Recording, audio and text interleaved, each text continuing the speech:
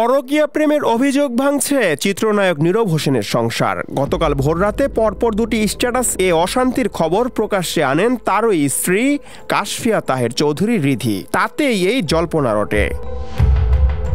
প্রথম স্ট্যাটাসে রিধি লেখেন, বউ বাচ্চা ফেলে কিভাবে দেশের বাহিরে গিয়ে এক্সের সাথে আবার যোগাযোগ করে আমি কিছুক্ষণ পর আপলোড করব। যদি আমার বাচ্চার লাইফ আনস্টেবল হয়, কোনো পরকীয়া করা কাপলকে আমি ভালো মানুষের মুখোশ পরে থাকতে দিব না। কি করে ভালোবাসবো বলে দে না তুই।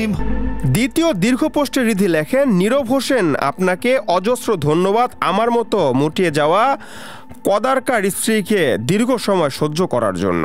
আমাকে অবশ্য আপনার কখনোই পছন্দ ছিল না, তাই আপনার ভালোবাসার মানুষও আমি বিগত 11 বছরে একদিনের জন্য ছিলাম না, কিন্তু আপনি আমার সব ছিলেন।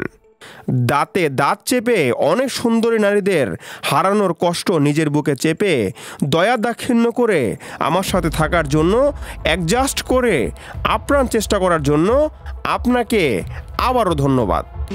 তুমি না জীবন আমার গতি। যদিও এই বিষয়ে এখনো পর্যন্ত চিত্রনায়ক নীরবের কোনো মন্তব্য পাওয়া যায়নি, কারণ বর্তমানে তিনি 2 মাসের সফরে দেশের বাইরে অবস্থান করছেন। জানা গেছে সেখানে বেশ কিছু সাংস্কৃতিক অনুষ্ঠানে অংশ নেবেন এই অভিনেতা।